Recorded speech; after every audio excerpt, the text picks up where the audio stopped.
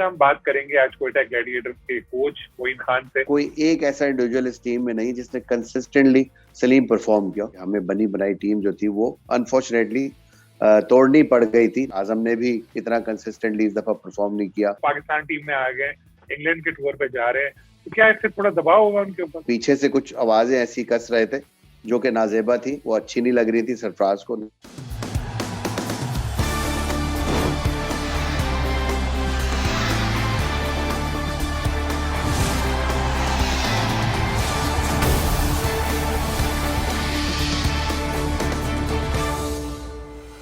अस्सलाम वालेकुम, मैं हूं सलीम खालिक और आप लोग देख रहे हैं प्रोग्राम क्रिकेट कॉर्नर। पीएसएल के मैचेस इस दिनों चल रहे हैं अबू धाबी में, और एक टीम जो 2 साल पहले चैंपियन रही थी मुसलसल दूसरे बरस पहले राउंड से बाहर हो गई। जी हाँ, मैं क्वेटा ग्लैडिएटर्स की बात कर रहा हूँ। लास्ट ईयर वो 5वें नंबर पर थी और इस बार पता नहीं 5वें या 6ठे किस नंबर पर होगी। 2019 में क्वेटा ग्लैडिएटर्स की टीम ने टाइटल जीता था। क्या वजह है कि टीम की परफॉर्मेंस में इतना ज्यादा सवाल आया? इस पर हम बात करेंगे आज क्वेटा ग्लैडिएटर्स के कोच मोइन खान से। उनसे पूछेंगे वजूहात के बारे में भी और आगे के क्या इरादे हैं, क्या सोचा है उन्होंने। तो बातचीत का आगाज करते हैं। अस्सलाम वालेकुम मोइन भाई, बहुत शुक्रिया आपने टाइम दिया। भाई, पीएसएल में क्या हो गया क्वेटा ग्लैडिएटर को? 2 साल पहले चैंपियन आपकी टीम, लास्ट ईयर मगर सेकंड लास्ट था, इस साल भी परफॉर्मेंस अच्छी नहीं रही और पहले राउंड से ही बाहर हो गई। क्या मोइन भाई वजूहात है ऐसी जो इतने टीम जो है उसकी कारकर्दगी सवाल पजीर हुई? नो डाउट सलीम, पहले ऑफ कोर्स बहुत अच्छी परफॉर्मेंसेस रही थी। नेचुरली प्लेयर्स भी अच्छे थे, प्लेयर्स काफी एक्सपीरियंस थे, सीजन प्लेयर्स थे टीम के अंदर। और क्रिकेट के साथ आपको तो पता है फॉर्म और अच्छी और बैड फॉर्म जो है वो दोनों साथ साथ चलती है। इसके साथ साथ टीम की फॉर्मेशन में भी सलीम बहुत ज्यादा प्रॉब्लम्स रही हैं इस दफा।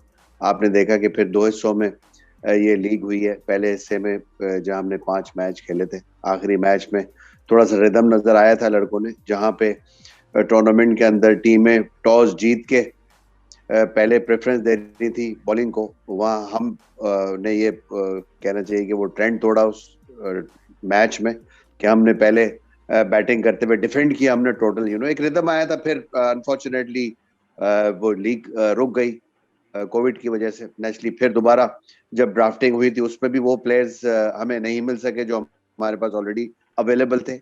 कैश चले गए हमारे पास से, गेल चले गए हमारे पास से, बैन कटिंग ने रिफ्यूज कर दिया आने को क्योंकि वो ऑलरेडी इतने ज्यादा क्वारंटीन में रह चुके थे, आईपीएल खेलते हुए आ रहे थे, फिर वो इसलिए मुमकिन नहीं हुआ। तो नेचुरली ये तमाम चीजें हैं, ये कोई एक्सक्यूज नहीं है। बट किसी भी टीम के साथ, कोई भी टीम होती है, नॉट ओनली के क्वेटा ग्लैडिएटर के साथ ऐसा हुआ है या होता, बट किसी भी टीम के साथ ऐसे प्लेयर जो टीम के साथ हो और वो टीम से चले जाएं और फिर आपको जो प्लेयर्स मिले उसमें ऐसे प्लेयर्स मिल रहे हैं जो 2-2 मैचेस के लिए अवेलेबल है, फुली 5 मैचेस के लिए या आगे कहना चाहिए प्लेऑफ्स के लिए अवेलेबल नहीं थे।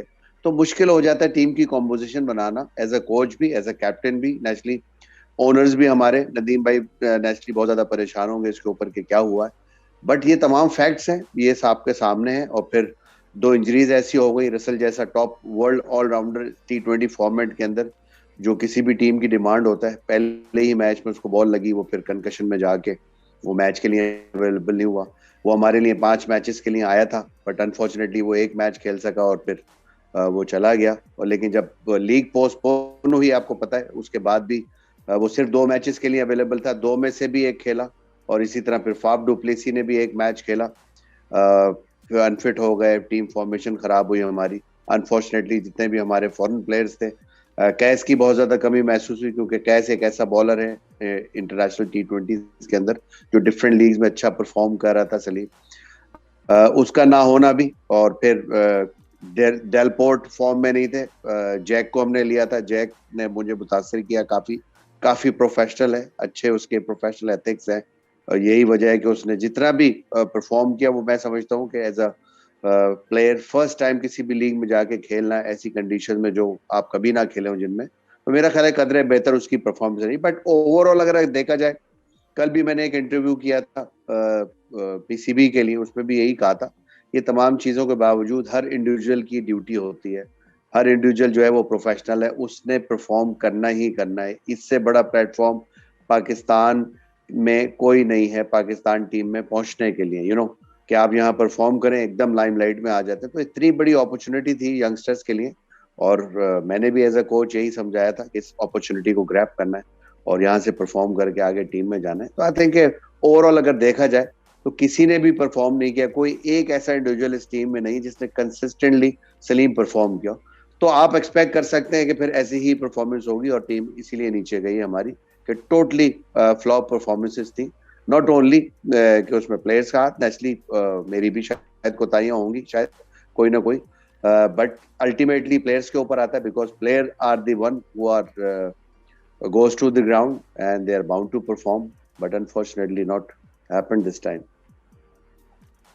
शुरू में जो मैचेस हुए थे कराची में, उसमें कुछ तजुर्बात भी आपने किए थे। सरफराज ने ओपनिंग की थी, साइम अयूब को काफी चांसेस दिए, वो बिल्कुल नहीं चल पाए। तो क्या ये फैसले आपको अब गलत लग रहे हैं? आपके ख्याल में उस वक्त के लिहाज से ठीक थे वो?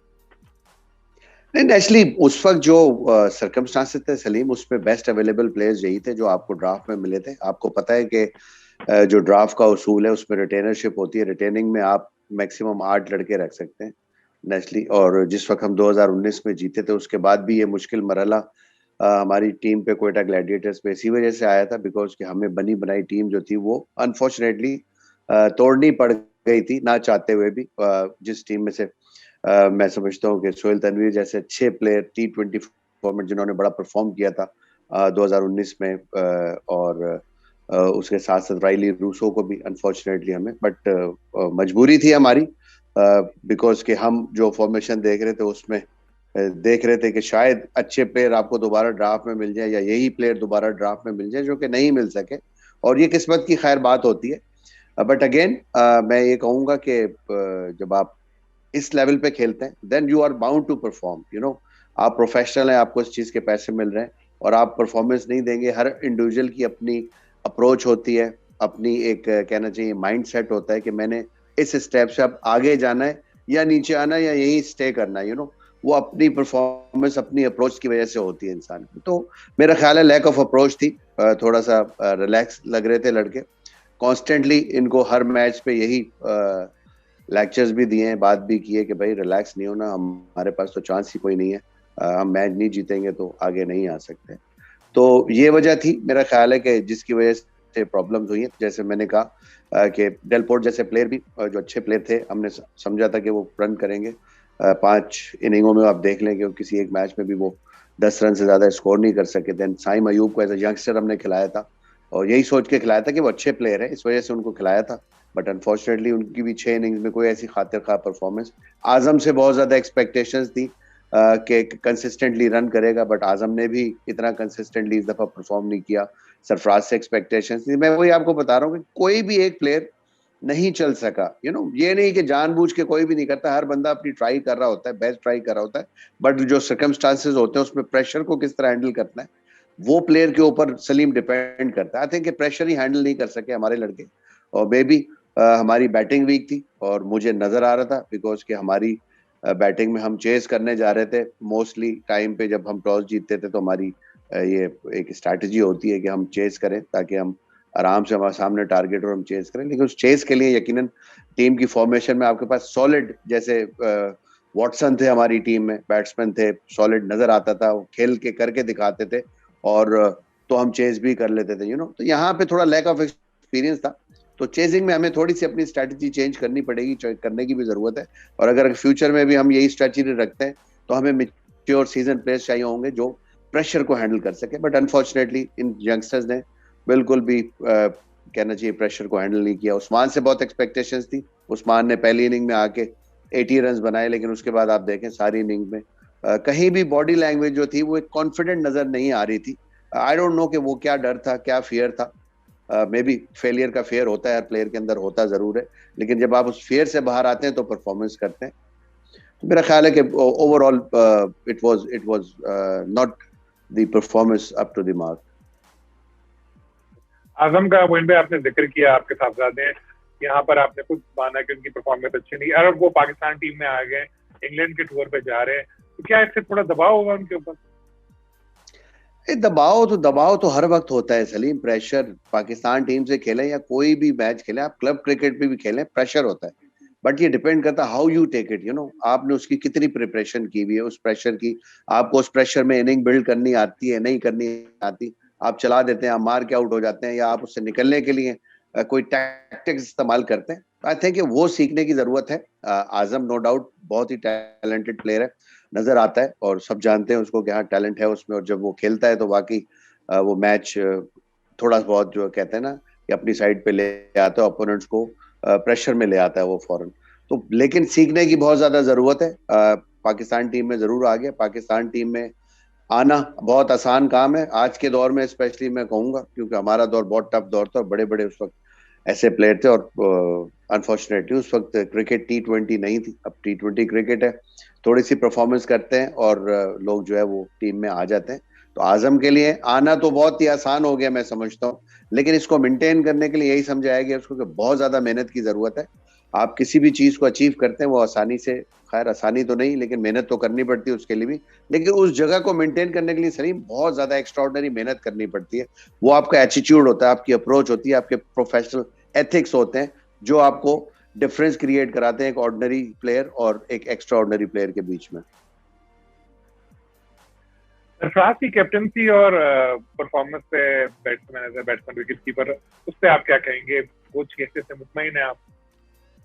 सरफराज की ऑफ कोर्स इतनी अच्छी परफॉर्मेंस नहीं रही, ऑल्दो कि वो हमारे कैप्टन हैं और बहुत ज्यादा हम डिपेंड भी करते हैं ऑफ कोर्स उनके ऊपर। बट आपको पता है कि जब तमाम टीम की परफॉर्मेंस ऐसी हो तो वो परफॉर्मेंस रिफ्लेक्ट भी करती है। सरफराज ने अपनी तरफ से पूरी कोशिश की है, जहां जहां जरूरत पड़ी है टीम को उसने अच्छा हमें रन्स भी करके दिए। बट वो एक्स्ट्रा ऑर्डिनरी इनिंग जो हम सरफराज से एक्सपेक्ट करते हैं वो अनफॉर्चुनेटली हमें नहीं मिली है वाकई, जो कि मिलनी चाहिए थी। लेकिन उसके साथ साथ अगर आप पैरेलल देखें तो उसको दूसरे एंड के ऊपर कोई ऐसा पार्टनर भी नहीं मिला जो दोनों साथ बिल्ड करें पार्टनरशिप। जब भी कोई भी बैट्समैन गया है हमारा तो प्रेशर में ही रहा है, वो विकेट गिरी है जाके प्रेशर में फिर एक विकेट गिर गई, तो ऐसी कंडीशंस के अंदर मुश्किल हो जाता है तो सरफराज से जो एक्सपेक्टेशंस थी ऑफ कोर्स वो एक्सपेक्टेशंस पे तो वो पूरा नहीं आए, बिकॉज के जो सिचुएशन थी, जो उस वक्त टीम की डिमांड थी, वो मुश्किलात का शिकार थी। लेकिन सरफराज के स्किल से कोई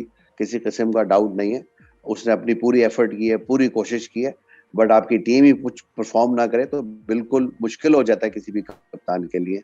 मेरा ख्याल है सरफराज को थोड़ा सा प्रमोट करना पड़ेगा अपना नंबर और ऊपर। मैं तो हमेशा से ये कहता हूँ कि नंबर 3 पे आओ या ओपन आके करो, क्योंकि विकेट कीपर जो होता है टीम का, अगर वो ओपन और वन डाउन खेल रहा है, जिस तरह आप देख रहे हैं इस वक्त रिजवान खेल रहे हैं ओपन, एक टीम में एडिशनल आपको प्लेयर डालने की गुंजाइश मिल जाती है। तो अगर आप हमारी बैटिंग स्ट्रेंथ देखें तो हमारी बैटिंग में अगर जेन्युइन बैट्समैन देखें तो 3 से 4 बैट्समैन खेल रहे थे और हम कोशिश कर रहे थे, हम चेस करने जा रहे थे। आई थिंक बिकॉज पीछे बैट्समैन ही कोई नहीं था और जो थे वो अनफॉर्चुनेटली फॉर्म में नहीं थे।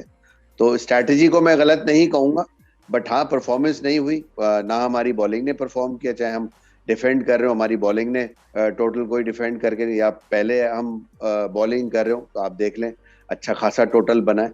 तो इन लड़कों को इंडिविजुअली बहुत सोचने की जरूरत है, जिनके स्पेशली पाकिस्तान टीम में नाम आ गए, अपनी परफॉर्मेंस को बेस बनाएं, और ये परफॉर्मेंस बेस नहीं बनाएंगे, अपना एटीट्यूड एज अ प्रोफेशनल नहीं रखेंगे, तो मेरा नहीं ख्याल है कि ये फ्यूचर में पाकिस्तान क्रिकेट टीम में भी कोई सस्टेन कर पाएगा विदाउट परफॉर्मेंस। लाहौर कलंदर से आपको जो मैच हुआ था उसमें शाहीन आफरीदी का जब बाउंसर लगा सरफराज पे, तो उसके बाद जिस तरह का उन्होंने उनके साथ रिएक्शन दिया, उस बारे में आप क्या कहेंगे मोइन भाई?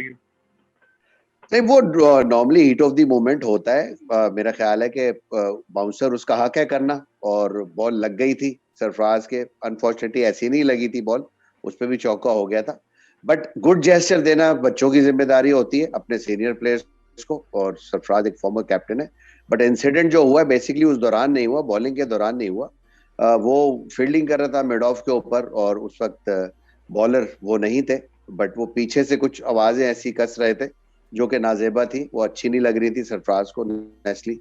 तो सरफराज ने उस वक्त अंपायर से शिकायत भी की थी इसकी, कि मेरा ख्याल है कि इनको नहीं बोलना चाहिए, इस तरह के अल्फाज नहीं इस्तेमाल करने चाहिए। हाँ, बॉलिंग कर रहा हो बंदा आता है, एक दो दफा घूर लेता है, जो प्रोफेशनल होते हैं बॉलर, जो अटैकिंग बॉलर होते हैं, अग्रेसिव बॉलर होते हैं, उनका नेचुरल रिएक्शन होता है। मैं खेल रहा हूँ क्रिकेट, मैं समझता हूँ इसको, बट सॉरी कर लेने से आपकी इज्जत में इजाफा होता है, ठीक है ना। और क्रिकेट एक ऐसा गेम है, तो हर इंसान को पता होना चाहिए कि आज मैं टॉप पे हूं तो कल नीचे भी मैंने आना है। अपनी रिस्पेक्ट को मेंटेन करने के लिए amongst the colleagues amongst your seniors, then they should maintain the respect. अगर ये रिस्पेक्ट मेंटेन नहीं करेंगे, कल ये सीनियर होंगे, इनसे आने वाले छोटे बच्चे भी इन्हीं के साथ फिर इस तरह की बदतमीजियां करेंगे।